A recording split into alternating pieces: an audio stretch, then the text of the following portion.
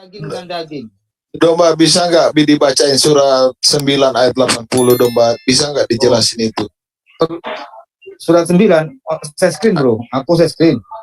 Iya, dijelasin surat 9 ayat 80. Saya tunggu dibaca lah, aku nggak hafal. Orang yang asli Islam aja nggak ada yang hafal kok. Apalagi gue.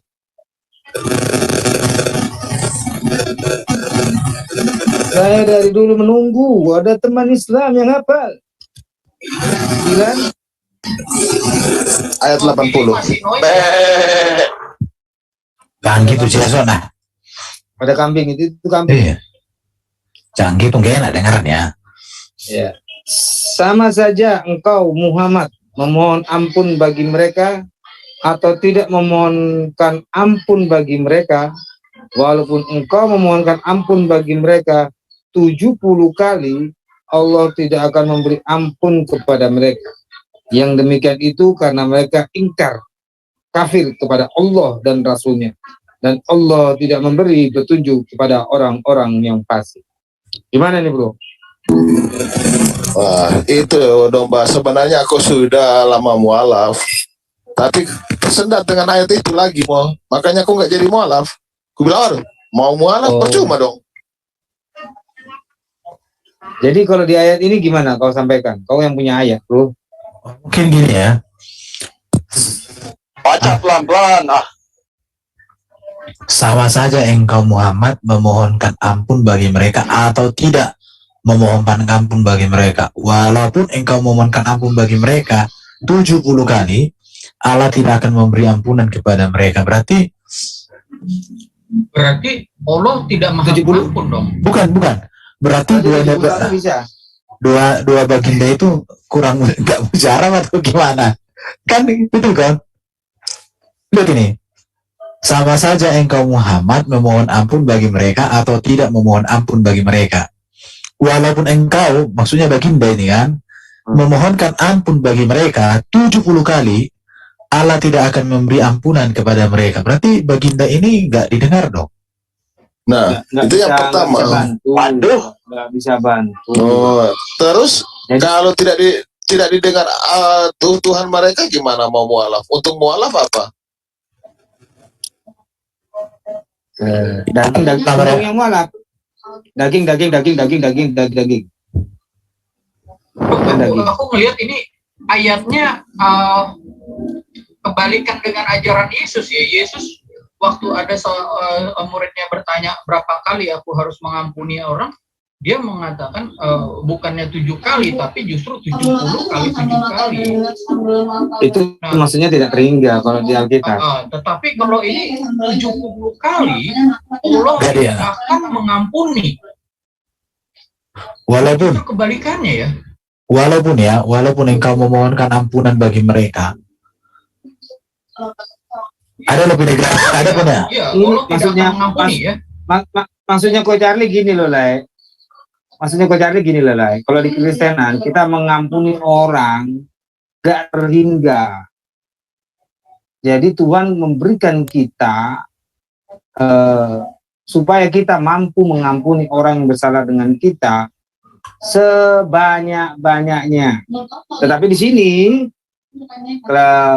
beda, terbalik. Kayak gitu Ko Charlie.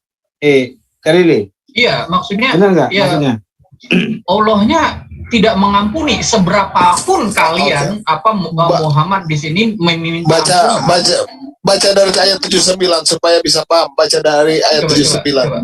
Ya, silakan baca bro. Orang munafik, yaitu mereka yang mencela orang-orang beriman, yang memberikan sedekah dengan sukarela dan yang mencela orang-orang yang hanya memperoleh untuk disedekahkan sekedar kesanggupannya. Maka orang munafik itu menghina mereka. Allah akan membalas penghinaan mereka dan mereka akan mendapat azab yang pedih. Gimana bro? Ya ngasih ayat aku bukan baca. Ini pemahaman aku ya. Artinya gini, maksud aku gini, dari kedua ayat ini berarti kalau ada orang melakukan kesalahan tidak akan diampuni oleh Tuhan sekalipun baginda itu memohonkan ampun 70 kali untuk orang itu. Itu sih yang aku pahami. Tapi kalau bagaimana ini, iya, mudah-mudahanlah ada saudara muslim yang bisa menjelaskan. Ya, jadi kalau kita diajak mualaf percuma. Tetap di ayat 80 mengatakan apa di ayat 80? Itu maksudnya.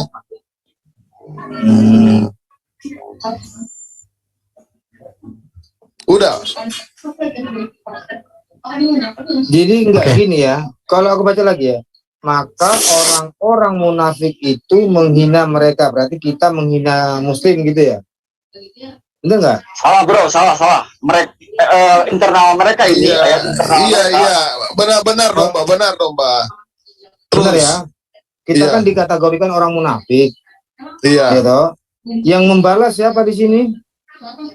Allah akan membalas penghinaan mereka. Jadi Allah akan membalas kita dan Bukan kita bro, salah. Itu internal, ini ayat internal ya, buat kalangan mereka, bukan untuk kita bro. Ya nggak tahu lah. Munafik siapa bro? Ya kalangan mereka kan disebut munafik, kalangan mereka ya. Kalau kita disebut kafir, bukan munafik lagi bro. Sama, kita juga masuk ke golongan orang-orang munafik. Salah, itu salah. Ah, Jadi yang coba kita sekarang maksud buka ini ayat. Orang munafik itu orang yang tidak mau mendengarkan kebenaran. Munafik, kafir, sudah tahu yang benar. Enggak, gini definisinya begini, mereka itu mengakui dengan mulut tapi hati beda, itu yang disebut munafik. Jadi mereka itu seperti bertanya. Nah, jadi begini, kita buka ayat surat 2 ayat 7. Coba buka surat 2 ayat 7.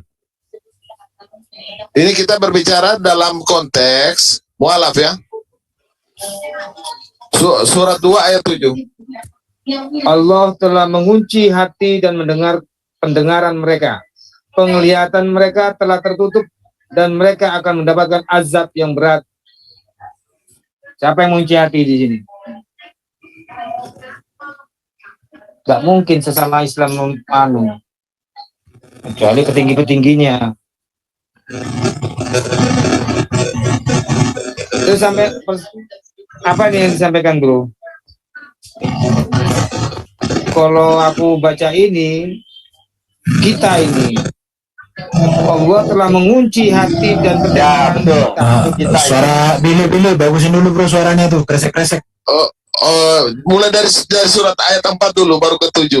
Dari 4 ayat ke 7. Oh ya. Dan mereka yang beriman kepada Al-Quran yang diturunkan kepada Muhammad dan kitab-kitab yang telah diturunkan sebelum engkau, dan mereka yakin akan adanya akhirat. Merekalah yang mendapatkan petunjuk dari Tuhannya, dan mereka itulah orang-orang yang beruntung. Sesungguhnya orang-orang kafir sama saja bagi mereka, engkau Muhammad beri peringatan atau tidak engkau beri peringatan, mereka tidak akan beriman. Allah telah mengunci hati dan pendengaran mereka. Penglihatan mereka telah tertutup dan mereka akan mendapat azab yang berat. Bacaanku udah benar apa salah bro? Betul. Kan satu napas biasanya. Kalau aku tahunya dia Islam harus bacain satu napas. Kalau ada koma ya kurang sempurna bacaannya. Oke, ya. Udah mantap itulah lumayan. Pakai logat Roma nanti tertawain apa? Dimarahin. Ini kok jadi ada nasib ya, udah ada nasib ini bahwa kita udah dinasibkan udah ditakdirkan. Takdir.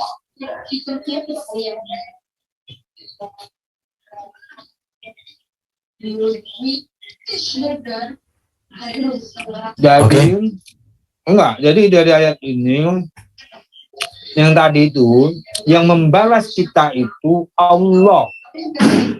Tetapi kenyataannya umatnya yang membalas kita dengan membakar gereja, dengan merusak gereja. memfitnah-fitnah, gitu, menipu-nipu. Lalu azab Allah yang mana? Apakah azab Allah sudah diturunkan kepada umat-umatnya? Jadi umat-umatnya lah yang mengazab kami. Jadi apa yang kalian lakukan itu adalah dari Allah. Itu pertanyaan kami. Benar gitu lah? Halo? Iya, halo, betul. Itu. Biarkanlah Allah mengazab kami. Janganlah tangan kalian terkotori.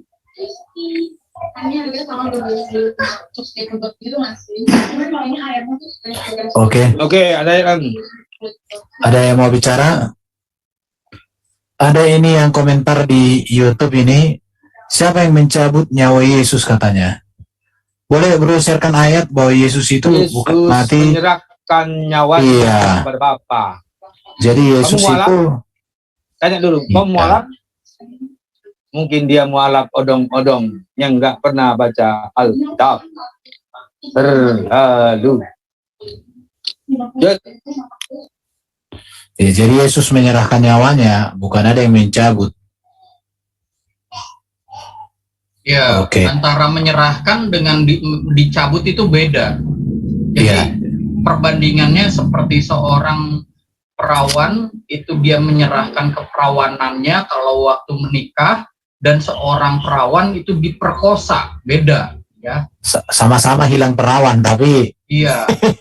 Iya, tapi kan berbeda antara itu Iya. keinginannya sendiri atau dipaksa ya. Kalau diperkosa itu kan dipaksa ya. Kalau dia menyerahkan karena dia itu mengasihi suaminya, sah nikah, dan itu adalah sah, itu keinginan pribadinya, itu menyerahkan gitu ya. Jadi beda Ya. pemahaman antara menyerahkan dengan dicabut nyawanya. Beda. Bro Cabi, coba jelaskan dulu Matius 24 ayat 10. Oke. Ada yang bisa buka ayatnya 24, Matius 24 ayat 10. Bro Dom, bisa bro.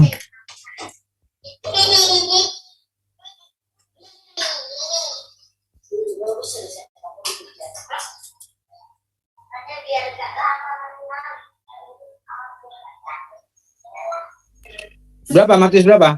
Matius ya? Halo? Matius 24 Matius 24 itu harus dibacanya dari ayat ke 7. Ayat dari ayat ke-7 juga. ya, itu sebetulnya dibaca dari ayat 4 ya harusnya ya. Nggak bisa dibaca. Oke. Silakan. Yang penting ada 10 jadi baca. Bacalah. Ada yang Masa aku semua yang baca? Baca. Ya, sorry. Jawab Yesus kepada mereka, waspadalah supaya jangan ada orang yang menyesatkan kamu, sebab banyak orang yang akan datang dengan memakai namaku dan berkata, akulah Mesias, dan mereka akan menyesatkan banyak orang. Ayat 6, kamu akan mendengar deru perang dan kabar-kabar tentang perang. Namun berawas-awaslah, jangan kamu gelisah, sebab semuanya itu harus terjadi, tetapi itu belum kesudahannya. Ayat 7, sebab bangsa akan bangkit melawan bangsa dan kerajaan melawan kerajaan. Akan ada kelaparan dan gempa bumi di berbagai tempat. Akan tetapi semuanya itu barulah permulaan penderitaan menjelang zaman baru. Pada waktu itu kamu akan diserahkan supaya disiksa, dan kamu akan dibunuh dan akan dibenci semua bangsa oleh karena namaku. Ayat 10, dan banyak orang akan murtad dan mereka akan saling menyerahkan dan saling membenci. Ya, ya ini tentang akhir zaman ya. Mungkin zaman itu kondisinya kalau kita gambarkan sesuai dengan tanda-tandanya sekarang itu sudah banyak terjadi ya, seperti gempa bumi dan banyak orang bangsa-bangsa melawan bangsa-bangsa, saling memurtadkan, saling membenci ya. Itu karena awalnya adalah ada seorang yang mengaku Mesias dan orang-orang ini disesatkan dengan ajaran kebencian, doktrin kebencian ya, bahwa mereka ini adalah kafir, mereka ini melawan Allah, mereka pantas dibunuh, halal darahnya. Kalau saya bilang ayat ini sudah dinubuatkan oleh Yesus ya. Yesus membuatkan ayat ini dari awal abad pertama ya, sekitar tahun 30 Masehi. Dia mengatakan, ya nanti akan ada seorang yang ngaku-ngakunya adalah Mesias. Nah ini di ayat 11 mengatakan banyak nabi palsu akan muncul dan menyesatkan banyak orang. Jadi orang-orang ini yang tidak mengetahui tentang kebenaran, itu dia disesatkan. Disesatkan lalu ya saling membenci ya. Itu akar dari buah kejahatan ya, akar dari ini ya, pengajaran yang salah itu. Kalau saya bilang itu seperti itu. Oke, saya tunjukkan ayat yang bicara tentang ini ya, tentang Yesus tadi, supaya yang komen itu sepertinya Muslim dia. Ini teman, kawan, silakan lihat datanya ya. Mengapa Yesus mati itu?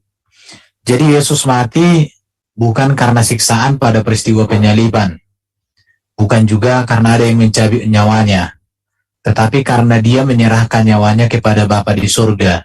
Perhatikan ya. Yohanes 10 ayat 17-18. Bapa mengasihi aku oleh karena aku, perhatikan, memberikan nyawaku untuk menerimanya kembali. Tidak seorang pun mengambilnya daripadaku, melainkan aku memberikannya menurut kehendakku sendiri. Perhatikan ya. Aku berkuasa memberikannya dan berkuasa mengambilnya. Inilah tugas yang kuterima dari Bapakku. Perhatikan di sini. Aku berkuasa memberikan nyawanya dan berkuasa mengambil nyawanya kembali. Bagaimana dengan RT6? Berkuasakah dia memberikan nyawanya dan mengambilnya kembali? Sampai hari ini tidak terbukti. Artinya masih dalam kuburan. Yesus jelas. Maka Yesus mengatakan waktu dia di kayu palang, kayu salib.